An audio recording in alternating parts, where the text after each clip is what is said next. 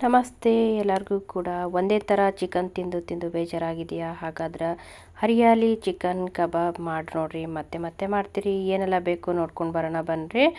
ಇವಾಗ ನೋಡ್ರಿ ಒಂದು ಮಿಕ್ಸಿ ಜಾರ್ ತೊಗೊಂಡಿದ್ದೀನಿ ನಾನು.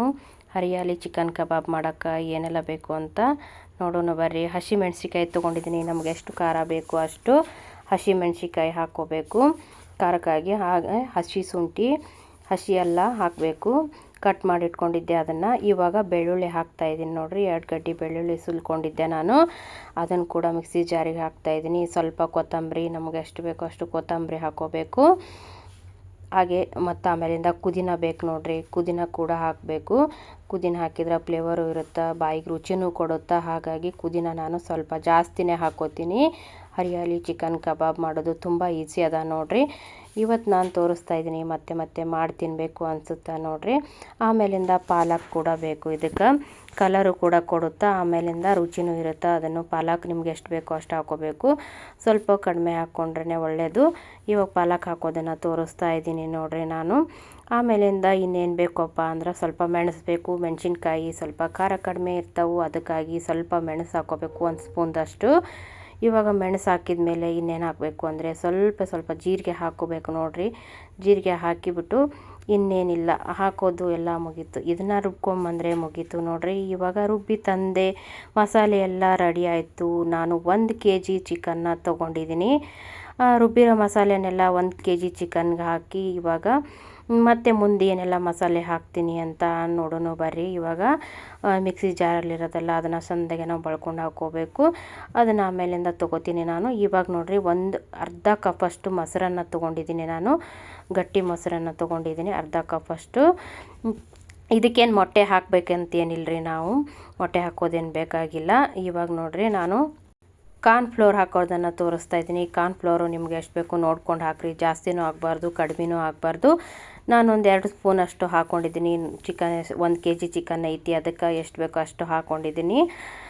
ಕಾರ್ನ್ಫ್ಲೋರ್ ಹಾಕಿದ್ದಾಯಿತು. ಇವಾಗ ಮೊಸರು ರುಬ್ಬಿರೋ ಅಂಥದ್ದು ಮಸಾಲೆ ಎಲ್ಲನೂ ಕೂಡ ಹಾಕಿದ್ದೀನಿ. ಇವಾಗ ನೋಡಿರಿ ರುಚಿಗೆ ತಕ್ಕಷ್ಟು ಉಪ್ಪು ನಿಮಗೆ ಎಷ್ಟು ಬೇಕೋ ಅಷ್ಟು ರುಚಿಗೆ ತಕ್ಕಷ್ಟು ಉಪ್ಪನ್ನು ಹಾಕ್ಕೊಳ್ರಿ. ಆಮೇಲಿಂದ 1 ನಿಂಬೆಹಣ್ಣು ಹಿಂಡ್ಕೊಂಡ್ಬಿಟ್ರೆ ಆಯಿತು ನೋಡಿರಿ. ನಿಂಬೆಹಣ್ಣನ್ನ ಹಿಂಡ್ಕೋಬೇಕು. ನಿಂಬೆಹಣ್ಣು ಕೈ ಜಾರ್ತಾಯಿತ್ತು, ಹಾಗಾಗಿ ಕೆಳಗೆ ಬೀಳ್ತಾಯಿತ್ತು ನೋಡಿರಿ. ಇವಾಗ ವಿನೆಗರ್ ಕೂಡ ಇದ್ದರೆ ವಿನೆಗರ್ನು ಹಾಕ್ಕೋಬೋದು. ನಿಂಬೆಹಣ್ಣ ಸ್ಕಿಪ್ ಮಾಡಿ ವಿನೆಗರ್ ಕೂಡ ನೀವು ಸೇರಿಸ್ಕೋಬೋದು. ನಿಂಬೆಹಣ್ಣಿತ್ತು ಅಂತ ನಾನು 1 ನಿಂಬೆಹಣ್ಣನ್ನ ಹಿಂಡಿದ್ದೀನಿ. ಇವಾಗ ನೋಡಿರಿ ಮುಂದೆ ಏನು ಹಾಕೋದಂತ ತೋರಿಸ್ತೀನಿ ನಿಮಗೆ ಬರ್ರಿ. ತುಂಬ ಚೆನ್ನಾಗಿರುತ್ತೆ ಇದು.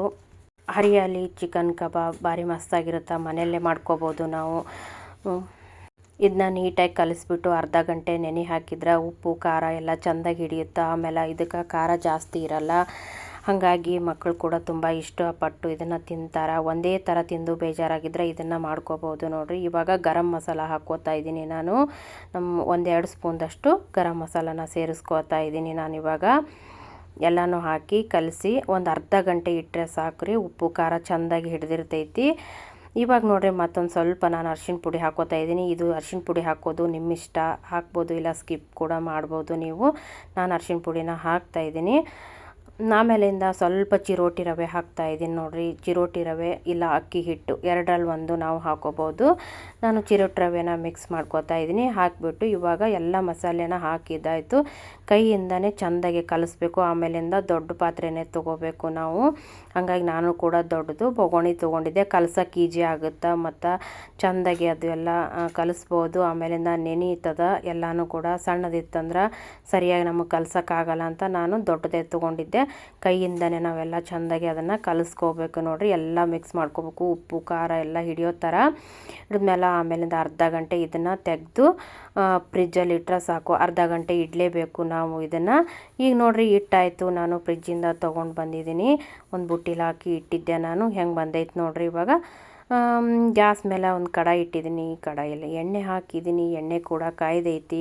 ಗ್ಯಾಸನ್ನು ಅಗದಿ ಸಣ್ಣದಾಗಿಟ್ಟು ನಾವು ಒಂದೊಂದಾಗಿ ಪೀಸ್ನ ಬಿಡ್ತಾ ಹೋಗಬೇಕು.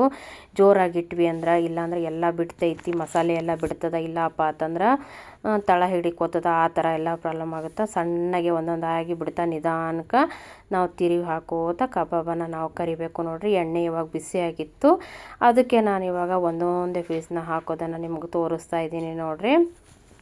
ಜಾಸ್ತಿ ಹಾಕೋಬಾರ್ದು, ಸ್ವಲ್ಪ ಸ್ವಲ್ಪ ಹಾಕ್ಕೊಂಡು ತಿರು ಹಾಕಿ ಬೇಯಿಸ್ತಾ ಇರಬೇಕು. ನೋಡಿರಿ ನಾನು ಇವಾಗ ತೋರಿಸ್ತಾ ಇದ್ದೀನಿ, ನಿಧಾನವಾಗಿ ಒಂದೊಂದೇ ಬಿಡ್ತಾ ಇದ್ದೀನಿ. ಹಾಗೆ ಗ್ಯಾಸನ್ನು ಸಣ್ಣ ಇಡಬೇಕು. ಸಣ್ಣ ಇಟ್ಬಿಟ್ಟು ನಾವು ಕಬಾಬನ್ನು ಕರಿಬೇಕು. ಜೋರಾಗಿ ಇಟ್ವಿ ಅಂದ್ರೆ ಜಲ್ದಿ ಹೊತ್ತಿ ಹೋಗಿಬಿಡುತ್ತಾ. ಹಾಗಾಗಿ ಮತ್ತಿಂದ ಮೊಟ್ಟೆ ಬೇಕಂದವರು ಮೊಟ್ಟೆ ಕೂಡ ಸೇರಿಸ್ಕೋಬೋದು. ನಾನು ಮೊಟ್ಟೆ ಬೇಡ ಅಂತ ಬಿಟ್ಟಿದ್ದೀನಿ. ಯಾಕಪ್ಪ ಅಂತಂದ್ರೆ ಕರಿದಾದ್ಮೇಲೆ ಅದು ಒಂಥರ ಸ್ಮೆಲ್ ಬಂದಂಗೆ ಆಗುತ್ತೆ. ಲಾಸ್ಟಲ್ಲಿ ಬಿಸಿ ಇರೋವರೆಗೂ ಏನೋ ಒಂದು ಸಲ ಬಿಸಿ ಆರಿದ್ಮೇಲೆ ಆ ಥರ ಅನಿಸುತ್ತೆ. ಹಾಗಾಗಿ ನಾನು ಎಗ್ಗನ್ನು ಹಾಕಿಲ್ಲ. ಇಷ್ಟ ಇದ್ದವರು ಹಾಕೋಬೋದು. ಇವಾಗ ನೋಡಿರಿ ಸಣ್ಣದಾಗಿಟ್ಟು ನಾನು ಕುದೀತಾ ಇದ್ದಾವೆ ನೋಡಿರಿ ಚಿಕನ್ ಪೀಸ್ಗಳೆಲ್ಲ ಇದೇ ಥರ ಸಣ್ಣದಾಗಿಟ್ಟು ಕರಿಬೇಕು. ನಾವು ಇಷ್ಟು ಕರೆದ್ರೆ ಚಿಕನ್ ರೆಡಿ ಆಗುತ್ತೆ ನೋಡಿರಿ. ಇವಾಗ ಚೇಂಜ್ ಆಗಕ್ಕಂತೈತಿ ಕಲರ್ ಸ್ವಲ್ಪ ಆಗಿ, ಸ್ವಲ್ಪ ಲೇಟ್ ಆಗುತ್ತೆ ಅಷ್ಟೇ. ಈ ವಿಡಿಯೋ ನಿಮಗೆ ಇಷ್ಟ ಆಗಿತ್ತಂದ್ರೆ ಶೇರ್ ಮಾಡಿರಿ, ಸಬ್ಸ್ಕ್ರೈಬ್ ಮಾಡಿರಿ. ಹೋಗಿ ಬರಲಾ ಮುಂದಿನ ವಿಡಿಯೋದಲ್ಲಿ ಮತ್ತೆ ಸಿಗ್ತೀನಿ. ನಮಸ್ತೆ.